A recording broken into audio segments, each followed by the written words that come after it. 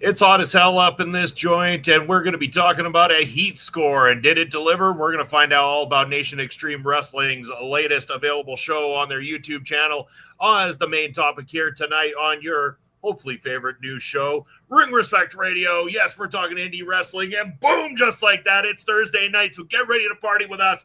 We are the Video Bros. My name is Bobby Munson, and the man sat beside me, he's the man with the angelic voice. He's Papa Smokes. Papa Smokes, happy Thursday. How you doing, brother? Woo, Thursday again, Munson. It is scorching and humid outside. I'm a little brain dead from working in the heat all day, but I'm here on Ring Respect Radio on a Thursday night, exactly where I want to be and exactly doing what I want to do with you, Munson. We get to talk wrestling and anything we really feel like about at this time. Hey, what about that World Cup final, Munson? What did you think of the game? I watched it. You did watch it. Okay. Well, yeah, we can talk about Yeah, that for a yeah. second. We'll say hello to Zach, who's in the chat first and foremost. Thank you, Zach, for being here.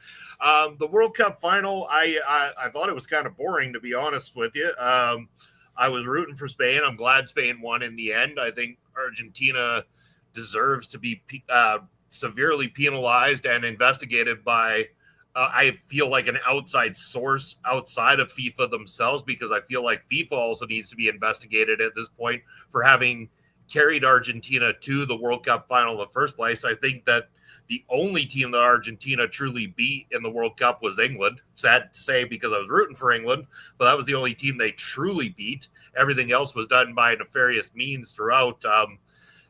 Bending the rules, using referees to your assistance, all of it was done in Argentina's favor. They are a very corrupt bunch of players, and if you go back and watch carefully, a lot of the times they were signaling to the referee to try to get players carded for no good reason at all. Meanwhile, they were performing like some of the dirtiest individuals I've ever seen in the game.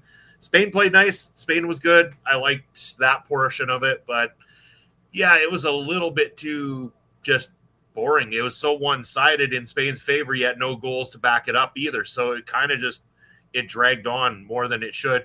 And then meanwhile, the game the previous day between England and France for third and fourth place ends up with a 6-4 game. Like, who would have thought, right? Like, that was the final I was hoping for, because I thought it would be interesting. And then it ends up being the third and fourth place game. Turns out to be quite the banger in terms of that. Quick hello to Bass, who's in the house here tonight. Pop Smokes, happy Thursday, Kings. He says, happy Thursday back at you. Glad to have you here. And we got Angie23 up in the house. Hello, are you both excited for Spider-Man brand new day movie? I mean, I like me the Spider-Man movie, so yeah, I'd say I'm excited for it. Of course, our good friends here on the channel, Ed, Andre, and Peggy, will be giving their review of Spider-Man brand new day on Sunday, August the 2nd, or whichever the Sunday is after the release of the movie. You're going to want to check out the channel. The Marvel Talk team are going to be doing all their full review of Spider-Man Brand New Day here. And you can also go check it out. The episodes 4 through 6 of X-Men 97 were just reviewed by Ed and Andre right before this show. So after our show, stick around on the channel, go back and check that out, check out what they had to say. But Bob Smokes, it was a very interesting end to that World Cup. Not what it should have been, but at the same time, I'm just glad that Spain got their rewards for it in the end. They were the deserving champions, and glad they got it. So what were your thoughts? I mean, I don't know how much footy you've watched before or anything, or how many World Cups you've watched, but curious to get your thoughts. Well, I played a lot when I was young. I've never really watched that much on TV. The pro game is not something I really watch, but every 4 years I'll watch the World Cup final. If I'm going to watch one game, that's the one to watch. So I watched on Sunday, and it was interesting because Spain was pressing the entire game. So much of the game, the ball was in Argentina's end, with Spain trying to get something going, offensively. And as a sports fan, I just kind of had that creeping feeling like they're getting so many shots, they're getting so many opportunities, but you always have that feeling like Argentina's going to get control of the ball and go down and score. And in a 0-0 game like that, that can be such a huge goal. But then Spain puts the ball in the net. That one's disallowed. They put it in the net again. That one's disallowed.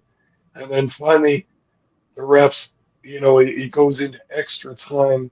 And you know that Spain was on the referee's side a little bit there because they were the ones pushing the game. They were not hanging back defensively like Argentina was. They were trying to get that goal, and eventually they did get it. But one of the standouts players in that game for me was the goalie for Argentina because did that guy make some huge saves throughout that game, and it's always sad to see a player have the game of their career possibly, but still lose. But that game could have been 4-0 Spain easily, if not for a great play of the Argentinian tender. Yeah, Emi Martinez, Aston Villa goalkeeper in the English Premier League. I believe he's 29, 30 years old, in that range, something like that. So kind of, maybe a little bit older than that. He's somewhere in those prime years or whatever. So he's really come into his own. And he is class. I mean, he wasn't the one causing any of the problems on the field. The outfield players, on the other hand, were just. It's hard to watch as a fan of the sport when people disgrace it like Argentina did throughout this tournament. And I just feel like I would have anybody but them in the final. Like I would have been fine. Like had Norway beat England and then turn around and beat Argentina to get to the final, I would have been rooting for Norway to take it at that point too, just because them knocking Argentina out would have been fantastic. Like I don't know. Argentina, there's a lot of things. And I know the referee penalized for the second yellow card in that game, giving a red to Enzo there. Like a lot of people going back saying, well, that wasn't a red card offense. Yeah, but it was definitely a yellow card offense. The guy was already won and had about 18 warnings throughout the entire match from the referee. Like eventually the referee can only turn a blind eye to it so many times before he has to go, okay, I have no choice or else I'm going to look like a total chump if I don't get this guy off the pitch. Well, that's kind of like Jorge in PPW, hey, just handing out the cards at his own discretion, really just whipping them out and showing them whenever he feels like it. Jorge, that jerk, that greasy jerk. You saw that at the last show, Pop Smokes. That guy rubbing that fucking yellow card in my face like he's cock of the walk. Well, I mean, where's Jorge now?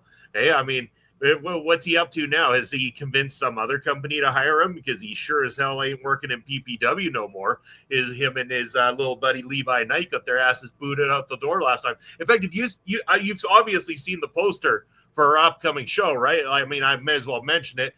PPW is going on a power trip on Saturday, August the 29th, Pop Spokes. And if you've seen that poster, there's actually a funny-ass picture of Levi Knight hiding behind a door, peeking his head in a little bit. I thought great work by the poster guy on that one. I thought that was really good.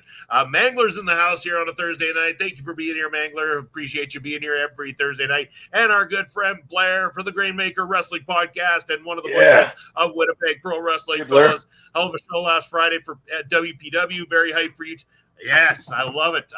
Yes. I heard great things about it, Blair. Can't wait. And I know you guys pumped those out quickly, so very excited. We will definitely be covering that as soon as possible here on the channel.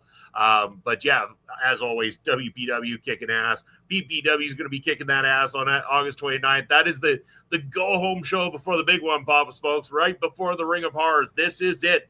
This is what it all comes down to. This is where it's all going to unfold and unpackage and prep people for our biggest show. And this year is the 5th annual Ring of Horrors as well, too. So you know we're going big. You know it's going to be worth the time. So if you haven't got your tickets yet, what are you waiting for? Secure them today. Reach out to PPW online right now to make sure you get your tickets, just like Bass does, just like Mangler does every time. And if he lived here in Saskatchewan and one day he'll make the trip down, just like our buddy Blair would do as well, too. Bob Smokes, if you can't tell, I'm pretty damn excited for August 29th.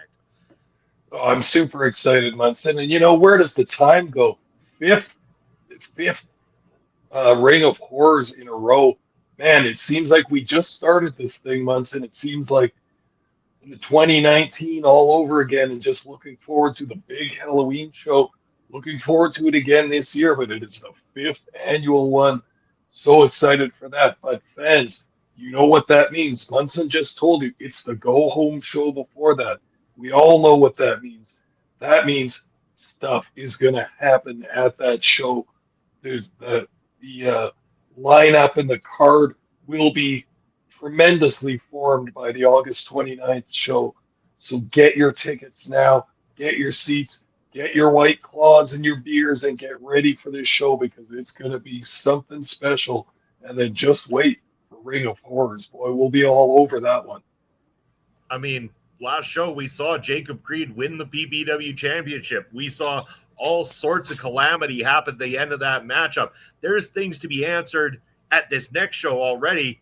And that's not to say how many things that are going to unfold before the end of that night leading up to that big show. You know, we've got big plans. You know, it's going to be a spectacle, and you know, the nation is going to have the time of their lives. And that show, I can tell you, Pops folks, it is exactly 1 week, one Saturday before Halloween is the PPW Ring of Horrors. So you get it's like double Halloween for wrestling fans. You get the Ring of Horrors on Saturday, and 7 days later, you get Halloween on a Saturday. How much more cool can 2026 get right now? Well, that first Saturday can be like your dress rehearsal for Halloween. You can try the costume out. You can make that first run with your costume and then polish it up before Halloween night, whatever. But get wild and come out to the Ring of Horrors and wear a costume, and preferably a wrestling-themed costume, but not necessarily any kind of costume you want. But Munson, we've seen some hilarious and excellent wrestling-based costumes in the crowd. I always admire the people that put in that creativity and effort and make a cool costume for Halloween. Really quite something.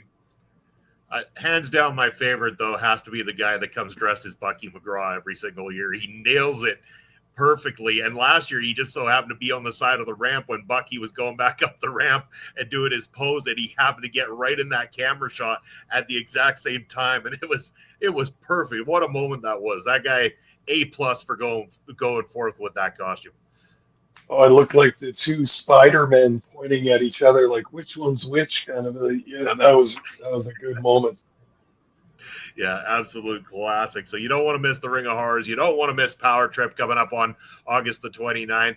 And you're not going to want to miss what we got coming up on the YouTube channel for Prairie Pro Wrestling either. We got some big matchups coming up, including Jacob Creed, Cannonball Kelly this coming Saturday from the Resurrection Show. And then next Saturday, and for those that were there in person, you get to see the whole calamity of the Michael Allen Richard Clark versus Riley Cruz championship matchup. And for those who haven't seen it, that weren't there live, buckle up because it is going to be an interesting night. That's all coming up on the Prairie Pro Wrestling YouTube channel. Of course, Prairie Pro Wrestling Live August 29th. And now we move on to our main topic of the evening, Papa Smokes, talking about our friends over in Vancouver, Nation Extreme Wrestling out of Vancouver, and their show Heat Score, which, I mean, it rings so perfectly. It's hot as hell outside. It's heating up every single day. We have no reprieve from it. So why not talk about a show called Heat Score that is now available over at the NEW Nation Extreme Wrestling's YouTube channel. Papa Smokes,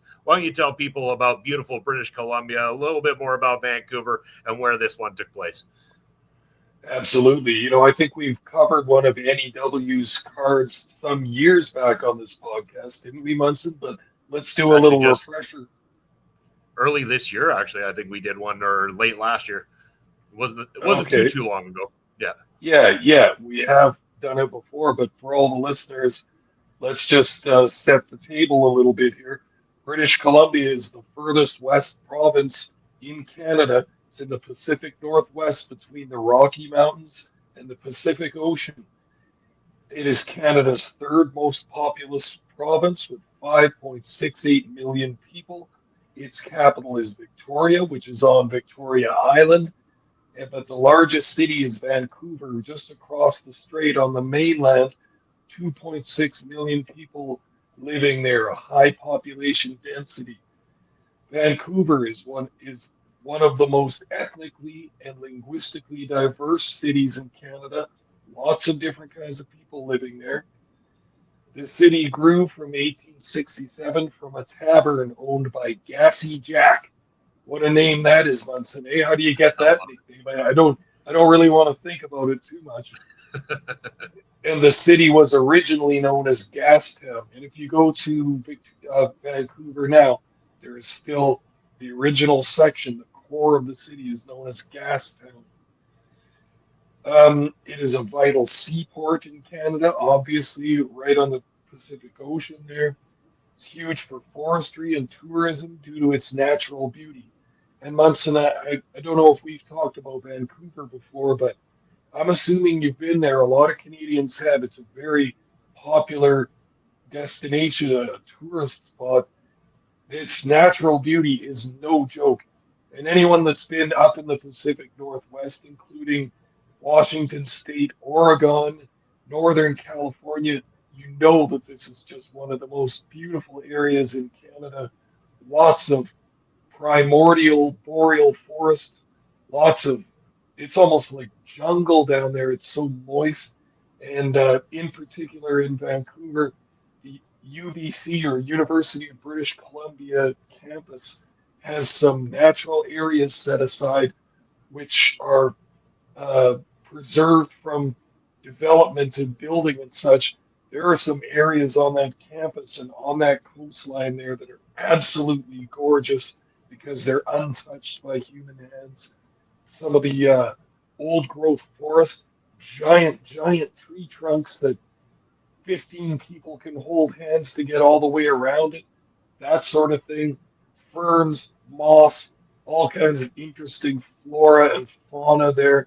The sea life is very interesting. Lots of whales, orca whales, um, seals, sea lions, all kinds of stuff. You take that ferry from Vancouver over to the island to Victoria, you will see all kinds of interesting sea life there and everything. I love going out to Vancouver. It's a fascinating city. It's very large and fast moving for a prairie boy like myself, but so much to see, so much opportunity, so much good beer and good sushi out there, Munson. I know you oh like yeah. that too. Yeah. Restaurants are great. Nightlife is great. Huge booming music scene. And as we're going to see, a burgeoning uh, professional wrestling scene. Now, professional wrestling hasn't been as big as it has been in the boom days. Now, I'm going to say the boom days of the 70s and 80s. If you look back to our episode of Trip Through the Territories that talks about all-star wrestling in the Vancouver promotion from that time, they had a national TV deal back in the days, even before cable. But that was really a strong time. It hasn't been as strong since the 90s and 2000s. It's kind of floundered a little bit. Just like some of the other areas of the Pacific Northwest, it's not that huge.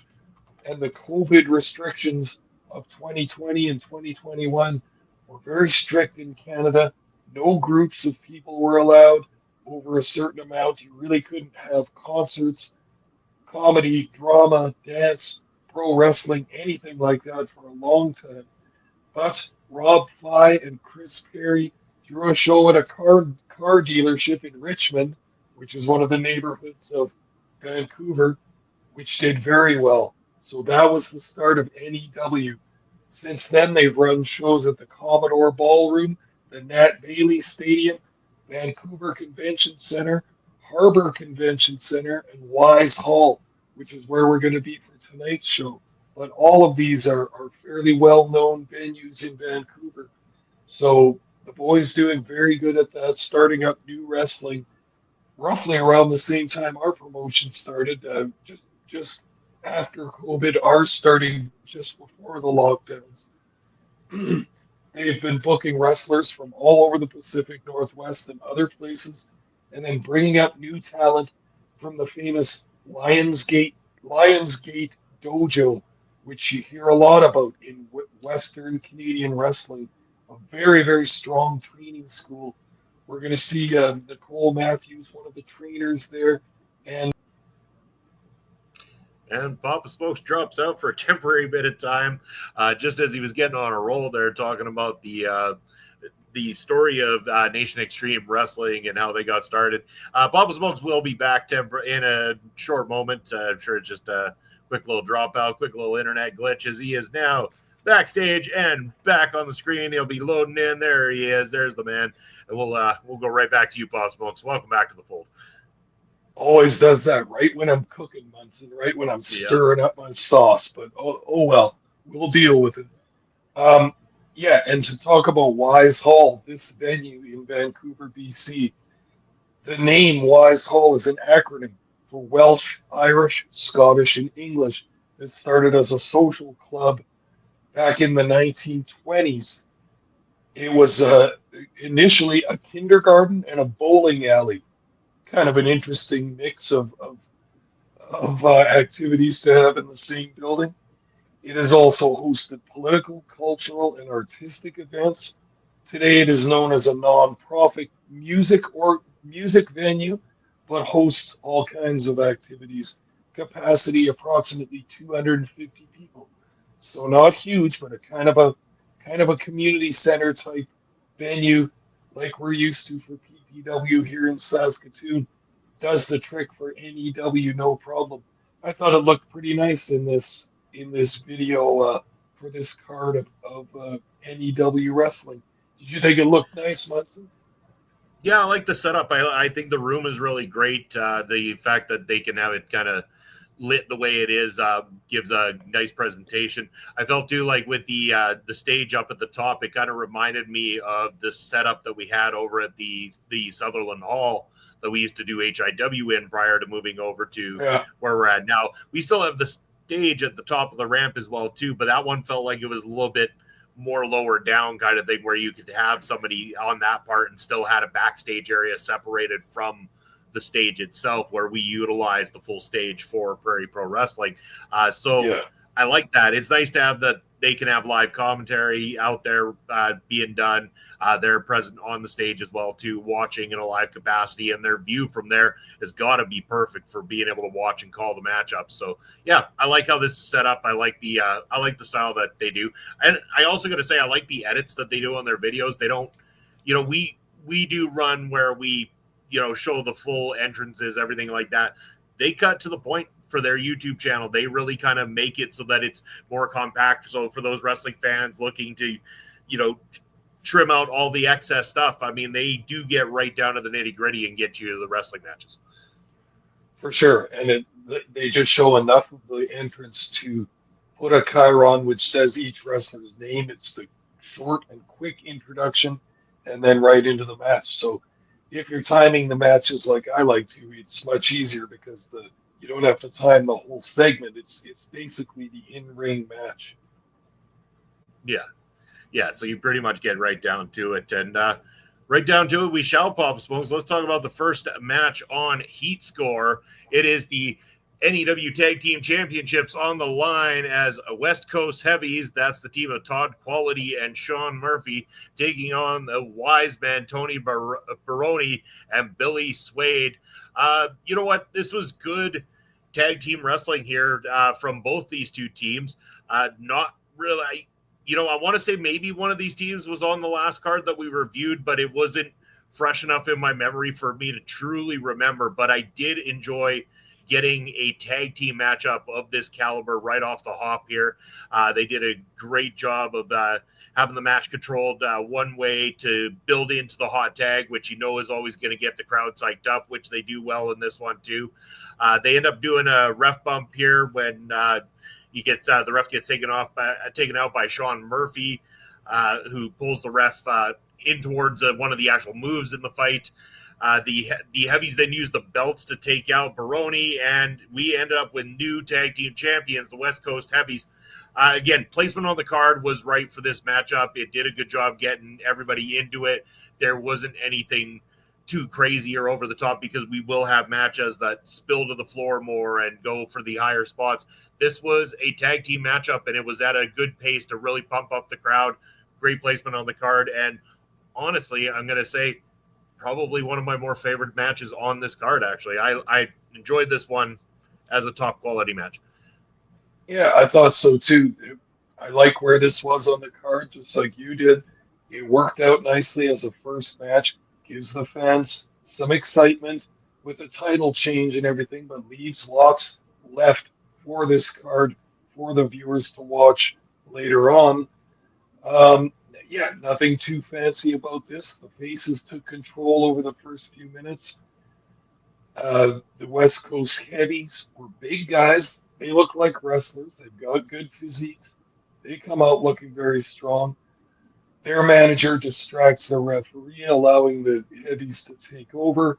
They isolate Baroni for a number of minutes using double teams. Um, Eventually, Baroni gets the hot tag, and Billy Suede gets in there on fire, works the heels. But one thing you noticed is that the West Coast Heavies must be a well-entrenched team in Vancouver and in NEW wrestling because the fans liked them too. They were also cheering for the heels to get some success in this match. So they're obviously longtime favorites in this town. There was a spot where they fought outside the ring. The West Coast Heavies slowly got into position to allow the faces to run and do body presses from the ring. The ref takes that bump, can't count the pin for the wise men, so the Heavies hit Baroni with the belt, hit him with the pedigree. 1, 2, 3, we got new tag team champions, and this card is off and running. Nothing fancy about this match. Good, solid tag team match. That's what you want out of your first match. The fans get invested. The fans are interested to see more. Yeah, you bet. And it was a great way to warm things up. But up next, we had Cole Rivera taking on Nicole Matthews, and this one quite an interesting matchup. I got to say, singles action here, intergender wrestling. Nicole Matthews, who you mentioned about being a trainer there for NEW, is been along in this industry for quite some time. Very well respected, great at what she does. Does a lot of submissions throughout this matchup. There was a lot of great wrestling action in this match between these two. Cole gets some good stuff in as well too. And one thing I got to give credit to is there was one point in this matchup where Nicole goes to do a surfboard stretch onto Cole, and it kind of slips. The move itself kind of slips, and you see it so many times, especially not just indie wrestling. It happens with the big guys all the time, where because some of these wrestlers don't know how to react to the situation sometimes because they get it in their head that you got to follow through with every move that you thought of or planned out, and you want to get that in. But in this case, instead of Nicole Matthews going right back in to try to pull back and do another surfboard stretch, Cole got right into the action and started a fight at that point in time, like getting back into it because it was an opportunity for him to bounce back. Again, if that was the plan, if they planned it to look like that, great job in executing it. If it wasn't planned, great job at picking up the ball and rolling with what you've got. Because that's the thing about a fight. A fight is never without an imperfection in it kind of thing. And you've got to capitalize on those moments. And I think that makes wrestling look better and more engaging when somebody picks up on it like that. So I really did like the way that Cole picked up on that spot and worked with Nicole Matthews in this. Two of them doing a great job, and I thought this is definitely going to be a Nicole Matthews win, and how wrong I was in the end, Papa Smokes, because surprisingly, Cole Rivera gets the big win after a Shining Wizard and a pinfall victory on Nicole Matthews. This was a solid matchup. I really enjoyed this one. Yeah, I was also surprised by the outcome of this one too, because although the commentators, who did a pretty good job in this, I thought, by the way, but we're kind of pumping Cole Rivera as an up-and-coming young guy, as not exactly a rookie, maybe not his first year, but still much the less experienced wrestler than Nicole Matthews. We've seen her around the Canadian scene for many years now. She knows what the hell she's doing in the ring, for sure. But this kind of, I liked this match too. You kind of brought up like the realistic looking struggle between the two.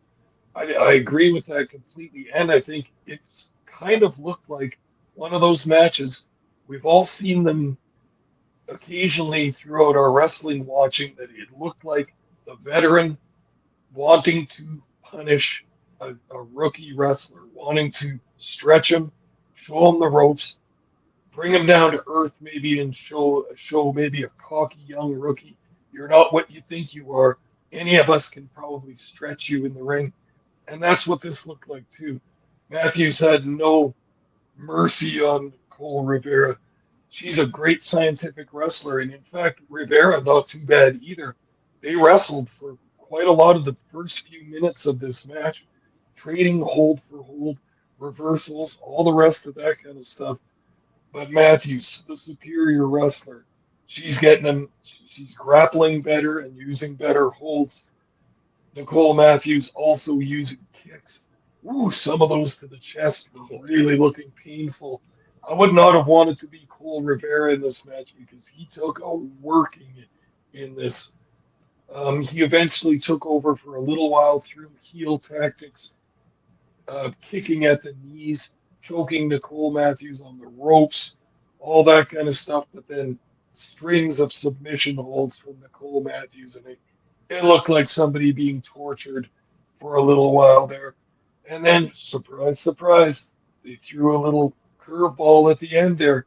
Cole Rivera hits a running, shining wizard kick out of the corner and just catches Matthews off guard. 1, 2, 3, it's a pinfall, and the rookie beats the veteran. So I don't know. I like the way this was done, actually.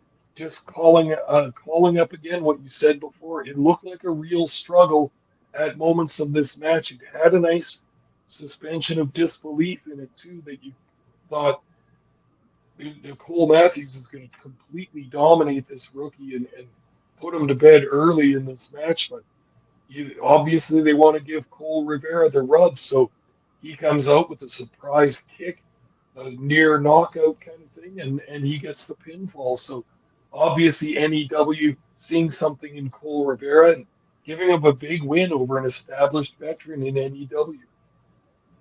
Yeah, and I mean, we saw it on display too. And didn't one of the commentary guys also mention that he had said that he would give Rivera $100 if he actually could beat Nicole Matthews, and then played it off so perfectly on commentary that it's just like, well, we all know that's not going to happen, so I don't have to worry about coughing up $100. And then all of a sudden, bang, and Cole gets the big upset victory that you're not expecting. He's like, well, shit, he's out $100 now all of a sudden, right, on the unexpected. But very well done, very great. And I honestly, this match should have been higher up the card for me.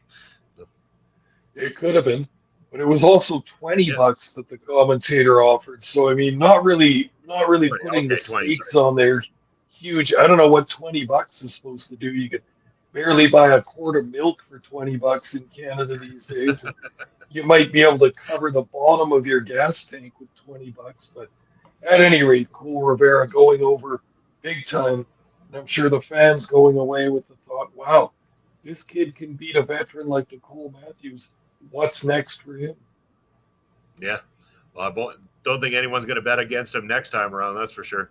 Up next on this card, we have got Artemis Spencer in one-on-one action taking on Dante Santos. Man, does this feel like a prelim match, Papa Smokes? Like, it didn't really do a whole lot. It dragged for the short period of time that it was, and then suddenly we get a run-in from a masked man in this one who attacks Santos while the ref is checking on Artemis Spencer, who's faking a knee problem. Like, I know this was to put over Artemis Spencer and his return to NEW right now, but this felt like almost like this should have gone on before our previous matchup at the very least, if you're going to do this. It felt very prelim, and I don't have a problem with either one of the guys in the ring. It's nothing to them. There just wasn't really a whole lot to talk about here. This wasn't much of a match. It was very one-sided, and then it just ended like it did. And again, it's going to be a theme here, like this and the main event too, with that just a whole lot going on that really just didn't do it for me. This one didn't. I try to put a positive spin on as much as I can here, but I could have done without this match, to be honest with you, Pop Smokes. I guess I agree with that. Obviously, they wanted Spencer to go over big time. It's his return and everything. Nothing wrong with Dante Santos coming out with Henry Reed. he looked all right and everything, but yeah, this did look like a preliminary match. It looked like a TV squash match almost. It wasn't very long. Spencer beat down Santos constantly. Um, there was a couple of hope spots for Santos, but he really never got anything going, never strung together any series of offense whatsoever. So now a masked man enters the ring, and who does he attack? Santos, the guy that's already getting his ass completely kicked in the Yeah. match. Why did there have to be a masked man? This didn't change the momentum of the match. It didn't change who was going to win it. It didn't really do anything. So I'm not sure. We're kind of dropping in on NEW out of the blue here. Maybe there's something we're missing here, but kind of seemed a little bit weird to me. But and then the masked man hits some kind of finishing move on Santos. Spencer goes for the cover, and it's a 2 count. That didn't even finish the match after all the punishment that Santos had taken. So eventually, Spencer chokes out Santos, gets a submission, and the crowd boos the hated heel Artemis Spencer. Yeah, just no real surprises.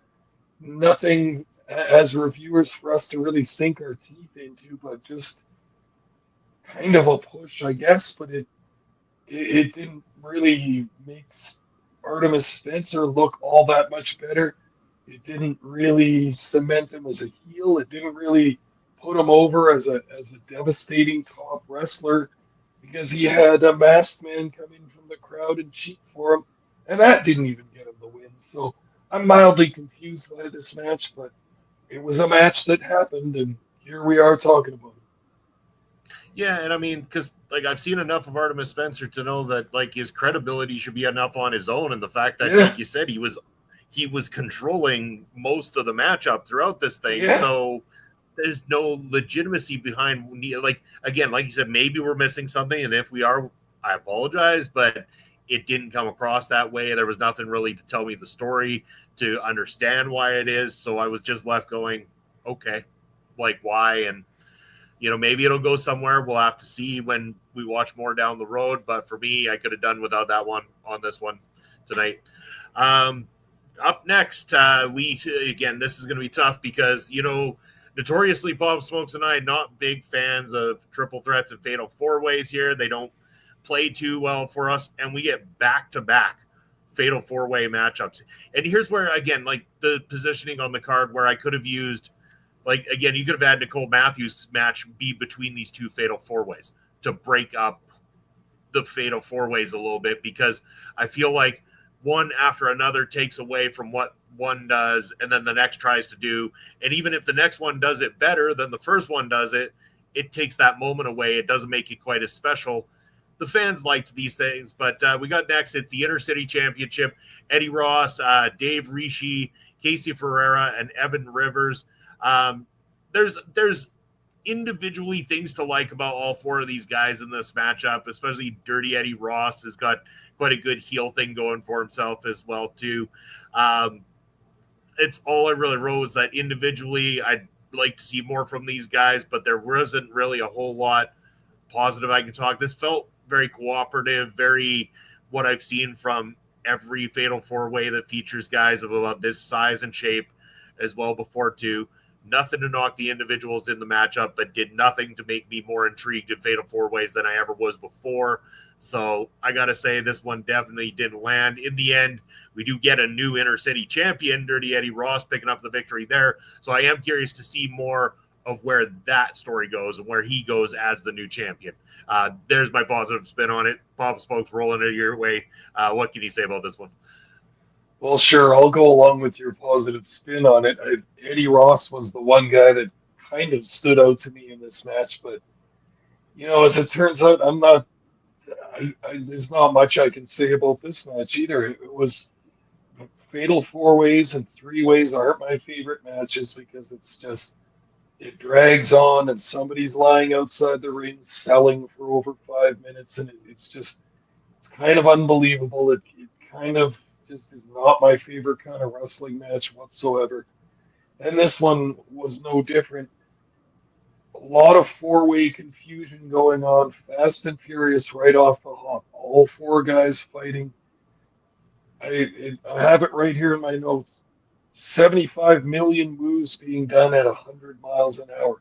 These guys did every single move that each of them know in this match in quick succession.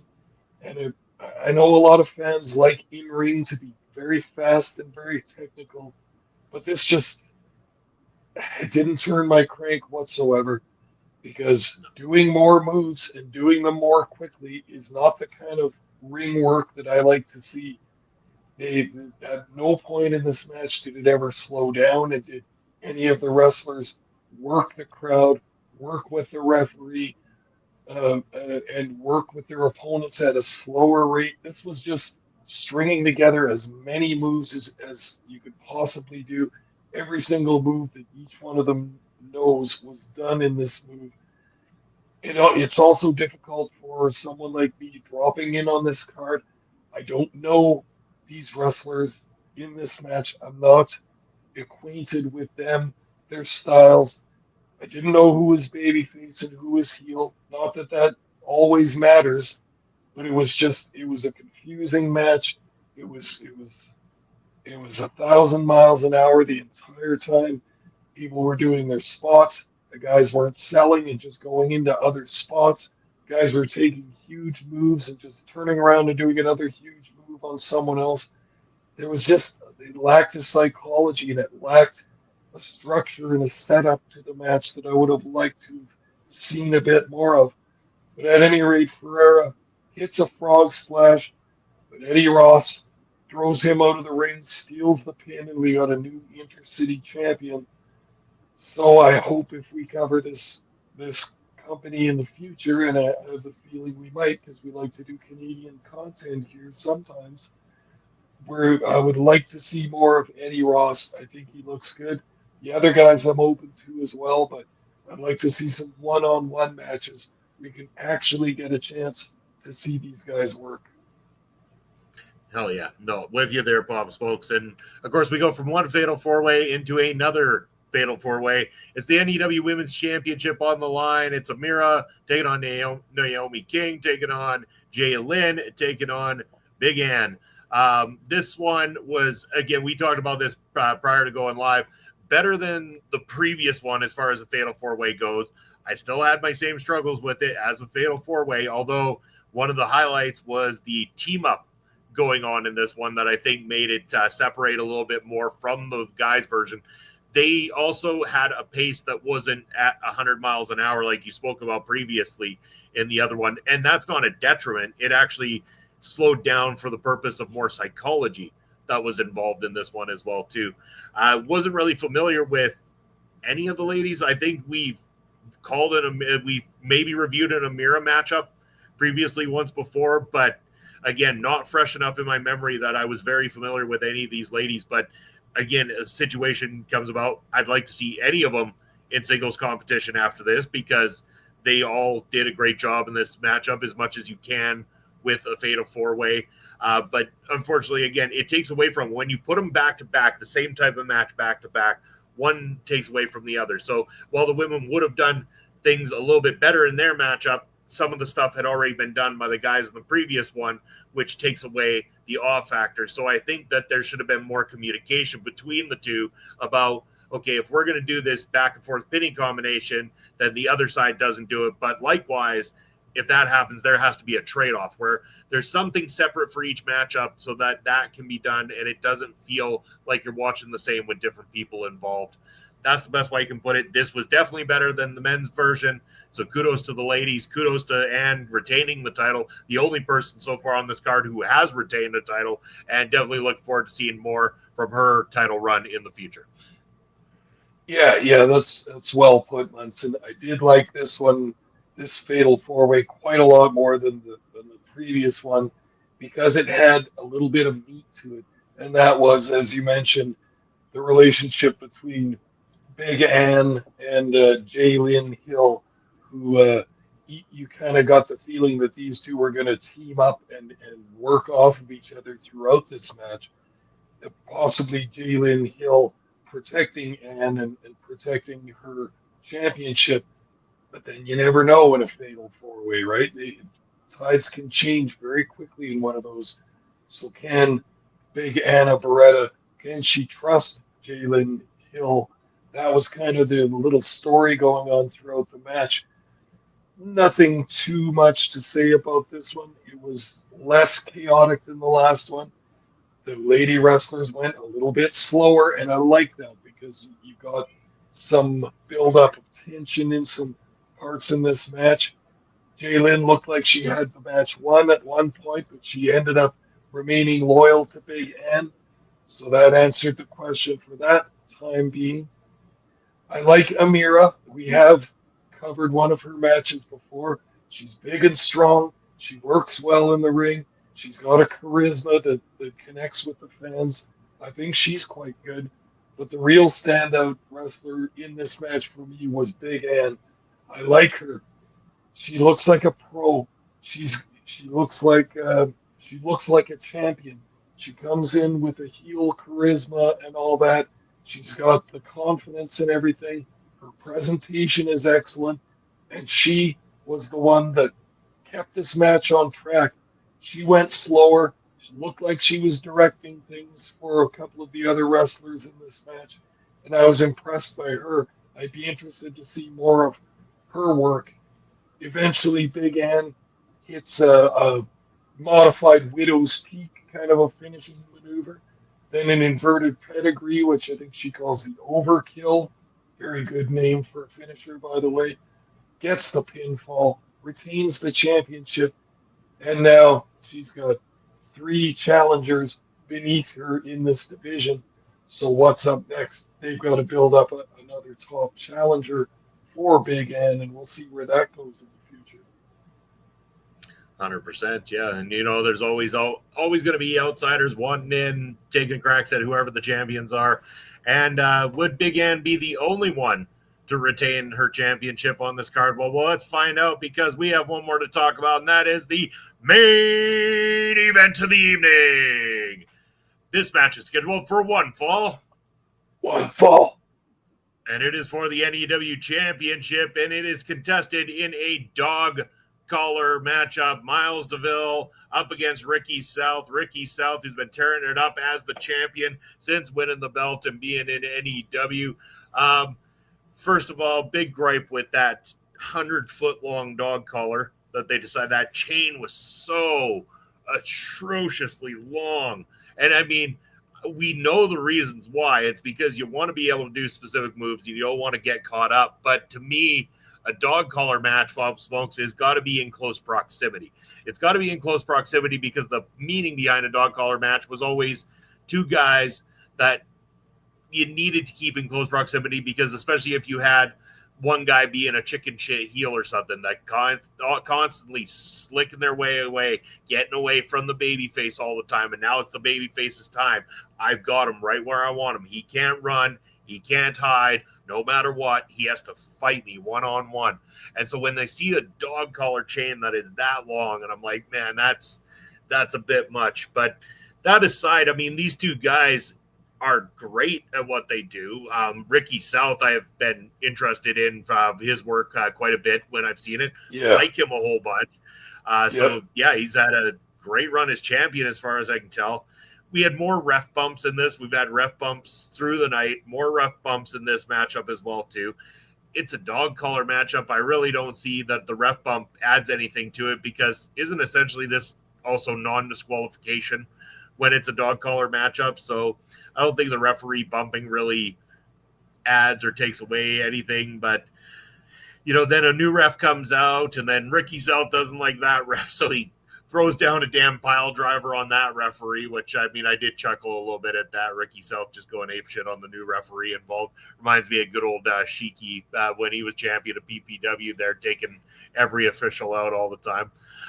In the end, though, Miles DeVille getting the pinfall victory and becoming the only ever two-time NEW champion in history. So now he is also the new champion, but also the only person who's ever held that title twice in their history. So a history-making matchup in the end between these two individuals.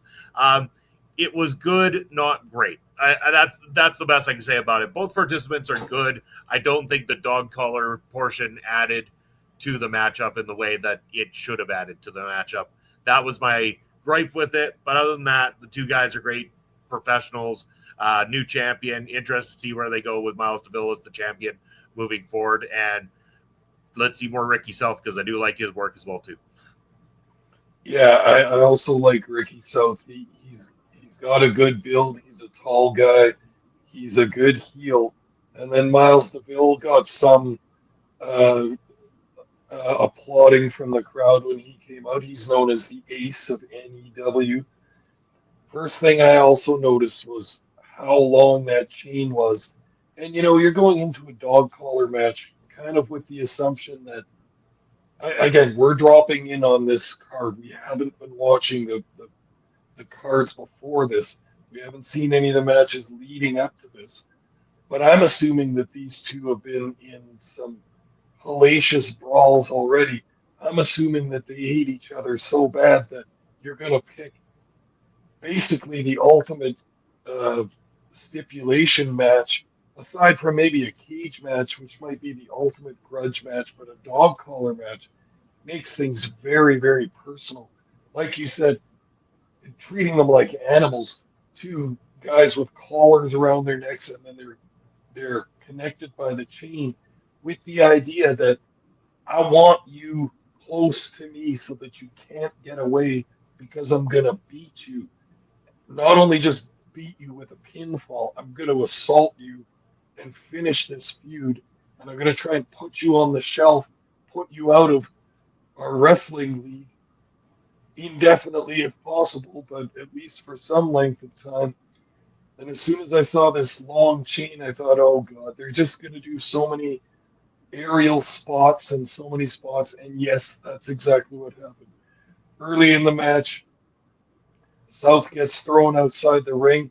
And he wasn't just on the ringside area, he was back probably level with the second row of seats in the aisle. And DeVille was in the ring, ran and bounced on the far side of the ropes, and then did a tope suicida through the ropes to that second row. That's like a hint of how long that chain is. It must have been 25 feet long. Okay, I think it's kind of defeats the idea of a dog collar match where you want your opponent close. You don't want them to get away. Plus, it gets tangled. It gets wrapped around ring posts and ropes and all kinds of things. They did pretty well with it in this match, but I still thought, wow, yeah, they're just going to do all their springboard and moonsault moves and tope suicidas with this long chain. And they did. So eventually they started using the chain quite a lot, choking, wrapping it around the fist, hitting it. There was a hanging on the ropes spot at one point, and then the ref bump, which, again, within a no disqualification match, who really cares? But DeVille put a chain assisted crossface on South. South's tapping out like a madman, but there's no referee to see it. The new ref comes in shortly to get a pile driver after that. The vicious crowd chanting after the ref gets pile driven. One more time. One more time. Kind of reminds me of the PPW crowd in Saskatoon here a little bit. They would be down with such a chant as well. Yeah. There were some false finishes in this match, quite a few of them, and some very, very close kickouts.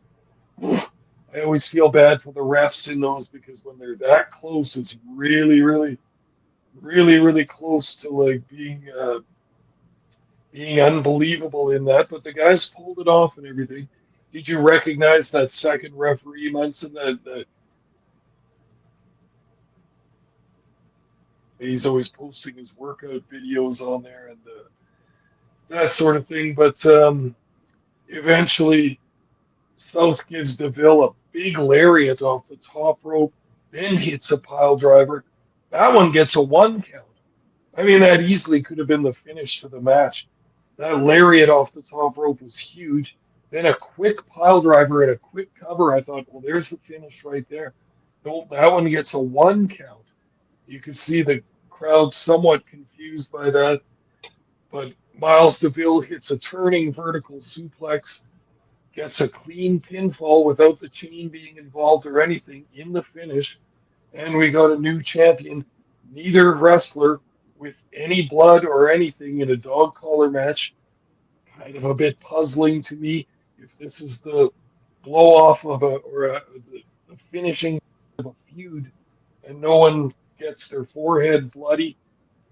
Okay, a little bit weird to me. What's the point of a dog collar match if they don't have the old classic crimson mask? But at any rate, a wrestling move ends this match, and we got a new champion in Miles DeVille, and the crowd seemed to be somewhat into it. So we'll see how this goes. Ricky South, or the Example as he's known as, unseated as NEW heavyweight champion. We got a new champion with Miles DeVille, and we'll see where this goes. Yeah, again, not my favorite card I've ever watched, but again, I know NEW's on to things. I know that they've had other great cards. I know they've had a lot of great wrestling matches. So I'm not ready to give up on them. I'm going to want to watch more. And the highs were really high for me. Like when it's good, it's great kind of thing. When it's low, I mean, it happens. It's wrestling. You take it, you move on, and you watch the next one. And you know there'll be, again, they're trying to appease everybody. I'm not everybody. There's going to be stuff I like, stuff you like, stuff other people like. That's what they're going for. I can see that value, and they definitely hold value as a Canadian company that we'll continue to cover here on Ring Respect Radio, for sure. Final thoughts before we say our goodbyes, Papa Smokes. Well, I was just remembering from the previous times we covered NEW, the standout wrestler to me in those previous cards that we covered was Gigi Ray. Remember that? She's talent that we watch with WPW, Winnipeg Pro Wrestling now. She's excellent, and I really think she's good. And she was the standout in those previous cards we watched. Not on this particular one, but she's a West Coast Canadian, I do believe. And yeah, that's what I remember from these ones. But at any rate, this card was pretty good. I have nothing terribly bad to say about it. It wasn't completely my cup of tea. Some of those fatal four ways. I was a little confused by the dog collar match, but still, they're doing good work out there in Vancouver with NEW Wrestling. I like their venue. Their audience is fully invested in this. They were loud and raucous, so clearly something's going right for these guys. I'm interested to watch more. I think they've got better in them, so let's try this company again. Yeah, definitely. We will cover more of their work, just like we'll continue to cover other Canadian pro wrestling companies that we enjoy here on the channel. And, of course, other great things coming up very shortly. More trip through the territories. We said we're going to be bringing trivia back here in August. So a lot of things to look forward to here on the show. But in the meantime and in between time, as we get to the top of the hour, the most beautiful ticker on the world is up on the screen. And Papa Smokes is going to tell you where you can find them, what's up next. All right, everybody. Each week on Thursday evenings, I am on Ring Respect Radio. That is the podcast that you're watching right now. It is hosted by OLE Podcasts and the Video Bros Network. Outside of that, I can be found at Elon Musk's Free Speech Wonderland, known as X. I am at Smokes_Papa. And on Twitch, allegedly at least, at Papa_Smokes_. There you go. That's where you can find Big Papa Smokes. As for myself, Bobby Munson, down below, that ticker will take you to my social media, where you can find me next here on the channel tomorrow night. I have a pre-recorded review of the movie The Odyssey coming out with Ed Fries. Find out what we think, whether it's a masterpiece or overhyped. We'll tell you all about it in our hour-long review right here on the channel. 11 a.m. Eastern Time point of view, talking about the week in sports with Andre C. this coming Sunday. You can go back and check out my review of the movie Send Help that I did with Astro Pizarro that came out on the channel this week as well, too. And, of course, you catch myself and Papa Smoke calling all the action from Prairie Pro Wrestling every Saturday afternoon at the Prairie Pro Wrestling YouTube channel. You can find great shows just like this one here on OLE Podcast. Check us out on all social media and, of course, YouTube and Twitch, where you can like, follow, subscribe, give us hype points, do all the things that help get Ring Respect Radio noticed and have more people active in that chat following us every Thursday night. For all of you that were here tonight and all you watching on replay, we thank you for being part of Ring Respect Radio each and every week, and we look forward to seeing you in 1 week's time. Take care, everybody.